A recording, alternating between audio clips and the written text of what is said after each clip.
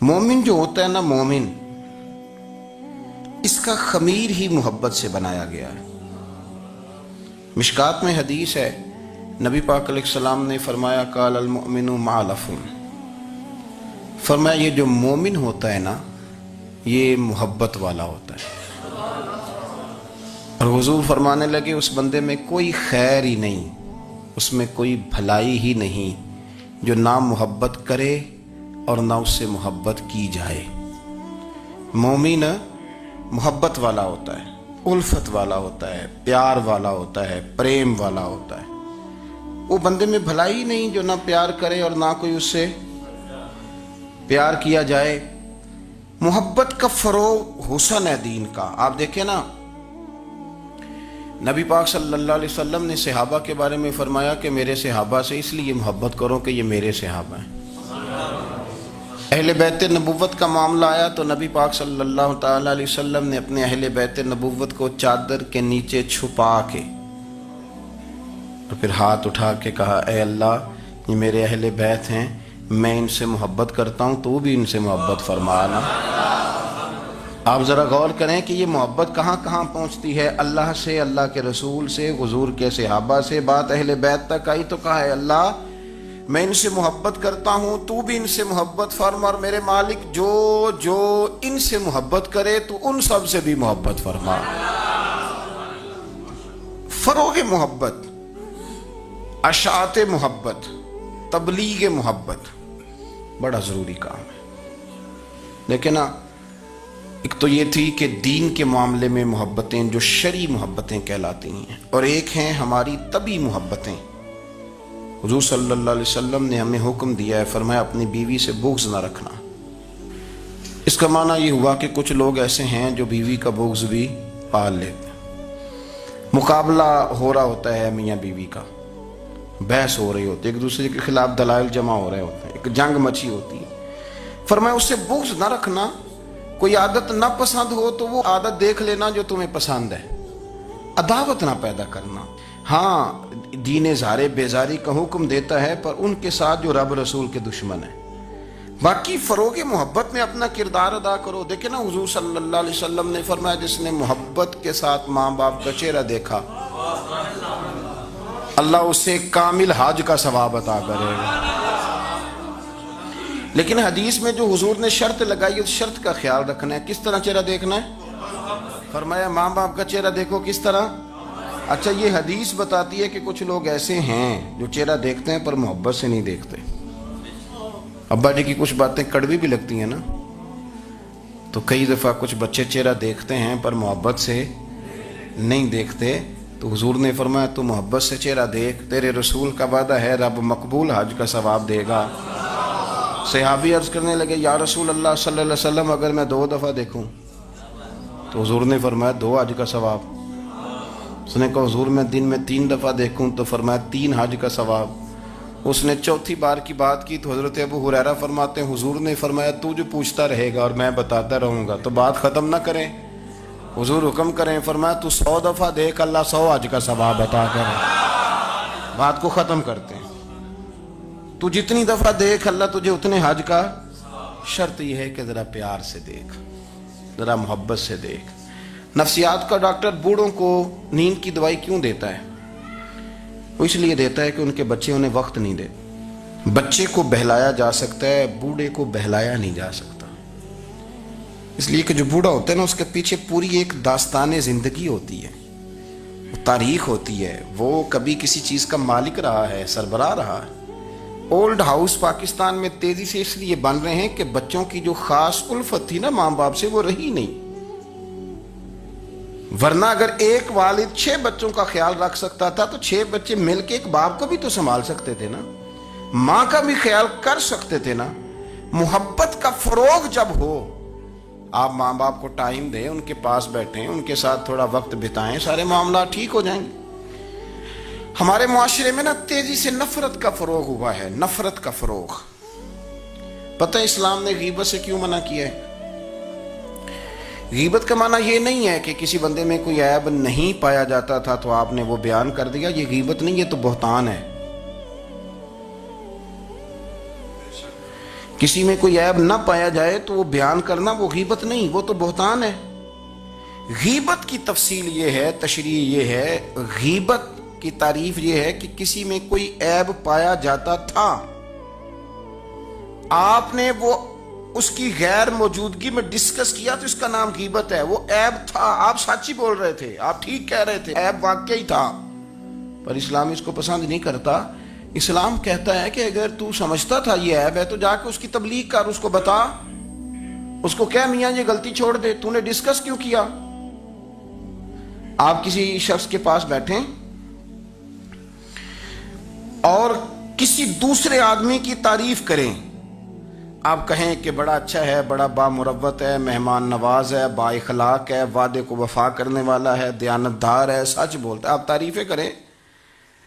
آپ کسی کے سامنے تعریف کریں گے نا تو بندہ کہے گا یار کسی دن ملاقات تو کرا، اور جب وہ ملے گا تو اس کی آنکھوں کے اندر ایک خاص کشش ہوگی، پیار ہوگا، ملنے کو جی چاہے گا، ایک خاص راحت ہوگی۔ یہ کب ہوگا؟ جب آپ نے کسی کی تعریف کر دی۔ لیکن اگر آپ کسی کی غیبت کریں گے، کسی کے بارے میں کہیں گے بڑا غلط ہے جی، لوٹ لیتا ہے جی، چور ہے جی، فاسق ہے جی، تو بندہ اگر کبھی مل بھی گیا تو اس سے سلام لینے کو دل۔ ہم نے پتہ کیا کیا ہے؟ تیزی کے ساتھ فروغ پایا ہے ہمارے ہاں نفرت کا ماحول، تیزی کے ساتھ فروغ پایا ہے ہم نے نا، تیزی سے۔ آپ کھول لیں، کوئی یوٹیوب کھول لیں، کوئی ایسا چینل کھول لیں، بس لڑائی ہے، فلانا فلانے سے لڑ رہا ہے، فلانا۔ مذہبی لوگوں کی میں منت کرتا ہوں کہ خدا را دین کو اس طرح کا ماحول تو نہ آپ دیں کہ لوگ کہیں کہ ان میں کوئی شے ہی نہیں، فلانا فلانے کا جواب دے رہا ہے، فلانا فلانے کا، اور بازاری زبان استعمال کی جا رہی ہے۔ اور ٹھیک ہے، مسلمات جو طے تھے لوگوں نے تو ان کو بھی چھیڑنا شروع کر دیا، اور تضحیق کی جاتی ہے، لفظ اس طرح کے اختیار کیے جاتے ہیں جو ویسے ہی وزادار آدمی بولنا پسند نہیں کرتے۔ کیا آپ اپنی شکل دکھا رہے ہیں کفر کو کہ یہاں نفرت ہی نفرت ہے، اور وہ باتیں جن کو بالکل چھیڑنا نہیں چاہیے تھا ان پر بھی آپ کلام کرتے ہیں۔ آپ نے کوئی چیز نہیں چھوڑی، اس پر آپ نے بحث نہ کی ہو، الجھایا نہ ہو، میلہ لگا دیا، اللہ جانے کوئی کیا بول رہا ہے۔ دعوت دین کون دے گا؟ پیغام حق کون سنائے گا؟ فلانا فلانے کا جواب دے رہا ہے، اور پھر وہ دوسرے کا جواب دے رہا ہے، تیسرا تیسرے پہ تبصرہ کر رہا ہے، چوتھا پانچویں پہ تبصرہ کر رہا ہے۔ یہ کب تک بات ایسے چلی؟ یہی حال سیاسی لوگوں کا ہے۔ میرے ملک کا جو نوجوان بڑا ہو رہا ہے نا، میں بڑی ذمہ داری سے بتا رہا ہوں، وہ جیسے ہی بڑا ہوتا ہے تو وہ سمجھتا ہے میں ڈاکوؤں کے ملک میں پیدا ہوا ہوں، وہ سمجھتا ہے یہ شاید چوروں کی دھرتی ہے، وہ سمجھتا ہے شاید یہاں سب دھوکے باز ہیں۔ ہم اس طرح سے نچوڑ کے لوگوں کے دلوں میں نفرت بھری ہے، نچوڑ کے کہ لوگ سمجھنے لگے ہیں اس ملک میں تو کوئی بندہ دیانتدار ہے ہی نہیں، کوئی بندہ اچھا ہے ہی نہیں، کوئی بندہ نیک ہے ہی نہیں۔ مذاق اڑاتے صاحب میرے پاس آئے ہوئے تھے، کہنے لگے پیر صاحب 11 سال ہو گئے پولیس کی نوکری کرتا ہوں، 1 روپیہ رشوت نہیں لی۔ وہ چلا گیا، میں نے اسے تھپکی دی تو وہ نکلا ہے، تو ایک بندہ کہنے لگا سب انہیں جو ہوتے نہیں نہ سکتا۔ میں نے کہا یار تو منشی ہے اللہ کی رحمت کا، یہ میرے رسول اللہ کا دین ہے، اور قیامت تک لوگ اس پر عمل کریں گے۔ اس نے 11 سال کہا، وہ 40 سال بھی کہتا تو میں ماننے کو تیار ہوں۔ کیوں کچھی باتیں کرتے ہیں؟ آپ نے تو تباہی کر دی، کوئی بندہ ٹھیک نہیں بچا۔ ایسے میلہ لگا ہوا ہے، اس دھرتی کو آپ برا کہتے ہیں، اس کو چوروں کی اور ڈکیت کی اور فرار لوگوں کی آپ دھرتی کہتے ہیں؟ یہ وہ دھرتی ہے جس نے داتا گنج بخش علی حجویری جیسے لوگ رکھے ہوئے ہیں، یہ وہ دھرتی ہے جہاں بابا فرید جیسے لوگ بستے ہیں۔ کیا بات کرتے ہیں صاحب؟ یہ اتنے بزرگ ترین لوگ یہاں بستے ہیں اور آپ کیا بات کرتے ہیں؟ اور دیکھیں، میں بالکل ہی غیر سیاسی اور غیر جانبدار رہتا ہوں ملکی معاملات میں، لیکن جس شخص نے پاکستان کو ایٹمی قوت بنانے کے لیے، اب تو بڑی عمارت ہو گئی ہے، غربت میں جس بندے نے کام شروع کیا تھا کہ ایٹمی طاقت بن جائے، اس نے کوئی کام کیا کہ نہیں کیا؟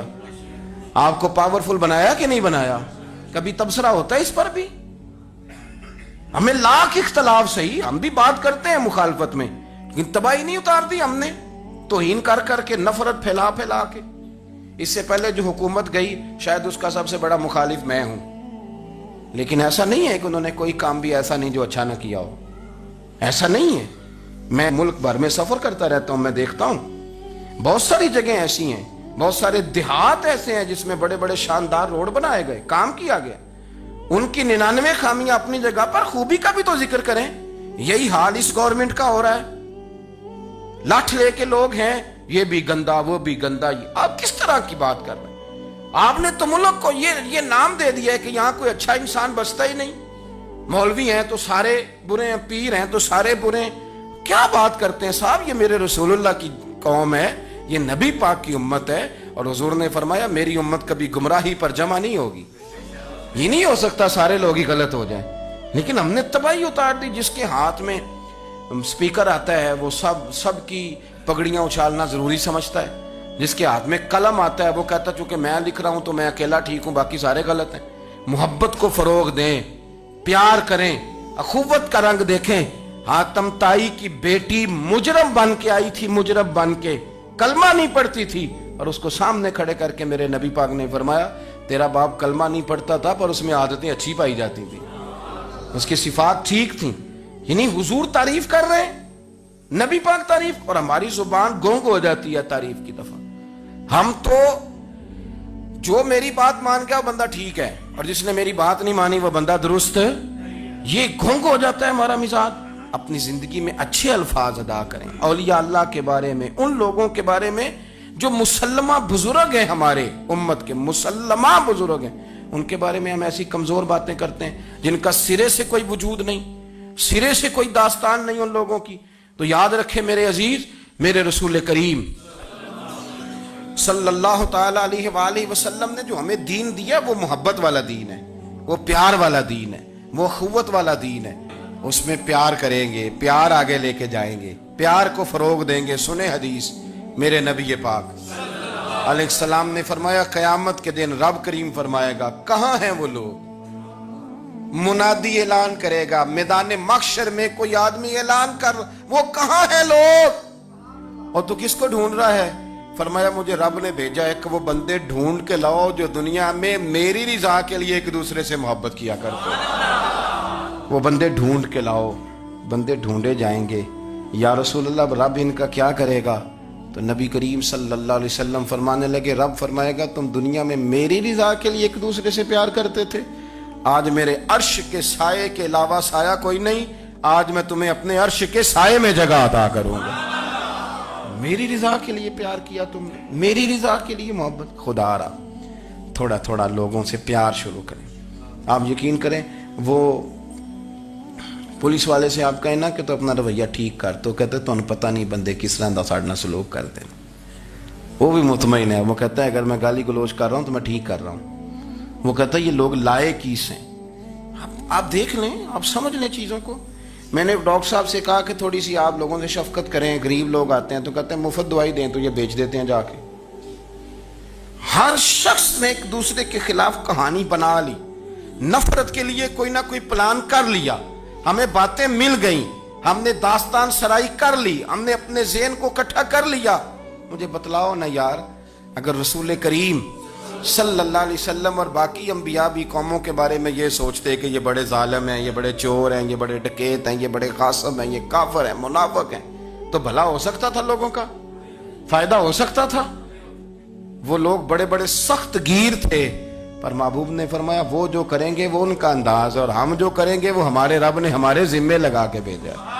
اپنی زندگی میں تلاش کریں اور پیار کریں اور اچھے لفظوں سے لوگوں کو یاد کریں اور خوبصورت لہجہ اختیار کریں اور ٹھنڈی اور اچھی باتیں کرنے کی کوشش کریں، اللہ کی رضا کے لیے، اللہ کی رضا کے لیے، اللہ کے بندوں سے پیار۔ یارو دیکھو، عورت ہو طوائف، زندگی ساری بیت جائے گناہوں میں، لیکن میرے نبی پاک فرماتے ہیں وہ رب کی رضا کے لیے کتے سے بھی پیار کر لے تو رب اسے جنت عطا کر دیتا ہے۔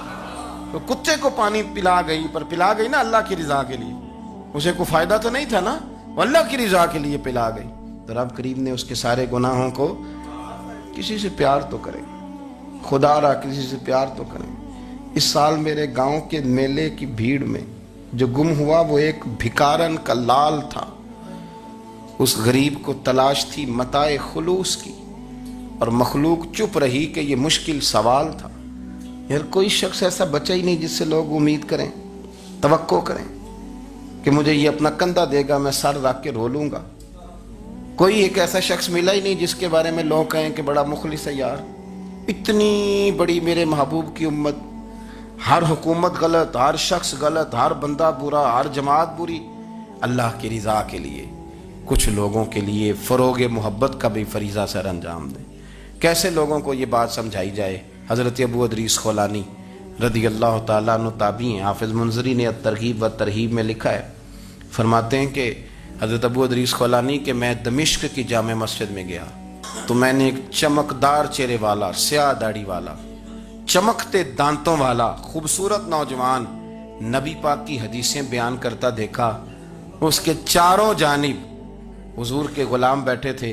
मैंने एक शख्स से कहा, यार बड़ा हसीन चेहरा है, बड़ा ही खूबसूरत अंदाज है, कौन है बंदा? उन्होंने कहा, आप नहीं जानते, ये सहाबी रसूल हज़रत मुआज़ इब्न जबल है रज़ी अल्लाह ताला अन्हु। हज़रत मुआज़ इब्न जबल का इंतकाल भी कोई 40 साल की उम्र से पहले पहले हो गया था, लेकिन इन पर हुजूर का एतमाद इतना था कि हुजूर ने अपनी हयात ज़ाहिरा में गवर्नर बनाया इन्हें। सुने चमकदार दांत, हदीसें बयान कर रहे हैं। हजरत अबू अदरीस खौलानी रदी अल्लाह ताला अन्हु कहते हैं, रश बड़ा था। मेरे दिल में ख्वाहिश हुई कि आज तो लोग ज्यादा हैं, कल आऊंगा, मुलाकात करूंगा। कहते हैं अगले दिन मैं अपनी तरफ से सबसे पहले गया, पर हजरत मुआज़ इब्न जबल तो मुझसे पहले मस्जिद में मौजूद थे और वो नफल पढ़ रहे थे, अल्लाह अल्लाह कर रहे थे। तो मैंने उनके साथ सलाम ली। फरमाने लगे, कैसे आए हो? तो मैंने कहा, हुजूर कल आपको देखा है, आपकी बातें सुनी हैं, तो गोया आपका तो चेहरा सारी रात मेरी आंखों के सामने रहा है, तो मैं तो सवेरे ज़ियारत की गर्ज से हाजिर हुआ हूँ। अल्लाह की रज़ा के लिए मुझे आप अच्छे लगे, अल्लाह की रज़ा के लिए। कोई बंदा ऐसा भी तो हो ना, कोई गरीब, कोई मिस्कीन, कोई आलिम, कोई सूफी, कोई दरवेश, कोई ज़ाती ताल्लुक ना हो, ताल्लुक क्या हो? अल्लाह के लिए। आप मुझे अच्छे लगे। हजरत सैयदना मुआज़ इब्न जबल फरमाने लगे, वाकई ऐसा ही है? अर्ज़ की, हुजूर बिल्कुल ऐसा ही है। तो फरमाते, मैंने चादर ली हुई थी, हजरत मुआज़ इब्न जबल ने मेरी चादर को पकड़ के खींचा। फरमाया, पक्की बात कर यार। मैंने कहा, हुजूर पक्की कर रहा हूं। तो फरमाने लगे, सुन फिर। मैंने नबी करीम से सुना है, रसूल करीम अलैहिस्सलाम ने फरमाया, जो दो बंदे रब की रज़ा के लिए प्यार करते आपस में, अल्लाह उन दोनों से मोहब्बत फरमाता है। सुन फिर, इसको याद रखना, अल्लाह उन दोनों से मोहब्बत करता है। हज़रत अबू अदरीस खौलानी से कोई पूछता था ना कि दुनिया में जाना है तो सरमाया क्या है, तो फरमाते थे, ये जो मैंने चादर ली हुई है ना, इस चादर के अंदर मेरा वजूद है और वजूद के अंदर मेरा दिल है और दिल के अंदर मैंने हज़रत मुआज़ इब्न जबल को रखा हुआ है। मैंने वहाँ उनका ठिकाना बनाया हुआ है, वहाँ उनका ठिकाना है। ये दौड़ ही नुक्ताची है, कहीं छुप के बैठ जा, और जिस दिल में तू मकी है वहीं छुप के बैठ जा। इकबाल कहते हैं, जिस दिल में तू मकी है वहीं छुप के बैठ जा। दोस्तों, रसूलुल्लाह सल्लल्लाहु अलैहि वसल्लम के गुलामों ने मालिक की रज़ा के लिए लोगों से प्यार, फरोग़े मोहब्बत में किरदार अदा किया, और बेहतरीन किरदार। आप अपनी जिंदगी में कुछ चीजें ऐसी बनाएं जिनमें फकत अल्लाह की रज़ा के लिए मोहब्बत, खालिक की रज़ा के लिए प्यार, खालिक की रज़ा। आप यकीन करें, अगर थोड़ा थोड़ा करके हम इस मोहब्बत को फरोग दें ना अपने दिलों में, तो बहुत सारे बादल छटेंगे। हमने ना वो तेजी से दौलत को, लालच को, मैं अक्सर कहता हूं कि मियाँ बीवी का जो रिश्ता होता है ना, इसको अल्लाह पाक ने ना कुरान पाक में अपनी निशानियों में से एक निशानी करार दिया है। इन दोनों की वजह से घर चलना है, बच्चों की परवरिश होनी है, निज़ाम ज़िंदगी। आप घर सुकून के लिए जाते हैं, इत्मीनान के लिए। आप अपने घर के अंदर जैसे भी हों, आप कहते हैं यहाँ मुझे कोई परेशानी, ये मेरा अपना बेड है, अपना बिस्तर है। लेकिन अगर उसी रिश्ते में जब आप बीज बोएं तो सबसे पहले दौलत का बोएं। अगर लड़के वाले ये लालच करते हैं ना, लड़की क्या लेके आएगी, तो लड़की वालों का भी लालच होता है कि लड़का कमाता क्या है। उनको भी पता होता है कि कितने पैसे लाता है, क्या कमाई है, कितना कुछ झाड़ू फेर लेता है। आपने जब बुनियाद ये रखी, मुझे दयानतदारी से बताना कि पूरा नेक हो, पूरा शरीफ हो, पूरा परहेजगार हो, लेकिन दौलत सही ना कमाता हो, तो रिश्ता आसानी से हो जाता है। وہ بس سارا کچھ ٹھیک ہے، صرف کمائی تھوڑی سی کم ہے، وہ مشکل سے گزارا ہوگا. وہ کہتے ہیں نہیں جی نہیں، بھوکے تو نہیں نہ مرنا. کیوں؟ ہم نے اس کے اندر جب دولت کو شامل کر لیا، آ گئی دولت، تب جس رشتے کی بنیاد ہی دولت پہ ہوگی وہاں آپ وفا تلاش کریں گے، وہاں آپ خلوص تلاش کریں گے، وہاں ہم للہیت تلاش کریں گے. اللہ کرے ہو جائے، لیکن وہ ہمارے مائنڈ سیٹ میں یہ بات ہوتی ہے کہ یہ جو معاملہ ہے یہ گڑبڑ ہے. اگر رضا الہی مقصود ہو، اگر اللہ کی رضا مقصود ہو. حضرت فاطمہ بنت قیس ایک صحابیہ تھیں، انہیں طلاق ہو گئی. ان کے لیے 2 رشتے آئے، ایک حضرت عبد الرحمن ابن عوف کا مالدار ترین آدمی تھے، اور ایک حضور کے غلام تھے، وہ بڑے غریب تھے، مسکین تھے. ان کے والدین کی خواہش تھی کہ عبد الرحمن ابن عوف سے شادی ہو جائے، وہ بھی تو بڑے نیک ہیں، پارسا ہیں، عشرہ مبشرہ ہیں. حضرت فاطمہ بنت قیس نے کسی بندے کی ڈیوٹی لگائی، کہنے لگی پتہ کرو نبی پاک کی رضا کیا ہے، حضور کی رضا کدھر ہے. تو پتہ چلا حضور کی خواہش غریب کی طرف ہے. تو وہ خاتون اپنے ماں باپ کو کہنے لگی میرا نا اس غریب سے رشتہ کرا دو. انہوں نے کہا پتر، بیٹیوں کے بارے میں ماں باپ بڑے احساس ہوتے ہیں، ہم چاہتے ہیں کہ عبد الرحمن ابن عوف مالدار ہے تو وہ بھی تو نیک ہے نا، حضور نے دنیا میں جنت کی بشارت دی اور ان کا بڑا اعزاز ہے، حضور نے ان کے پیچھے نماز پڑھی، بڑا مرتبہ بڑا مقام والا صحابی ہے، وہ تو غریب آدمی ہے. اور پھر حضور نے حکم تو نہیں نہ دیا، خواہش کا اظہار کیا ہے. اس بی بی کے جملے بڑے شاندار ہیں. کہنے لگی آپ مجھے اللہ کی رضا کے لیے نا میرے نبی کے حوالے کر دیں، مجھے امید ہے اللہ رسول مجھے کبھی ضائع نہیں فرمائیں گے، مجھے حوالے کریں رسول کائنات. چھوڑیں کو ضروری ہے دنیا داری ہر طرف دیکھنا، کہیں کوئی کام ایسا بھی تو ہو نا جو محبت کے زور پہ ہو، جو محبت کے لیے ہو.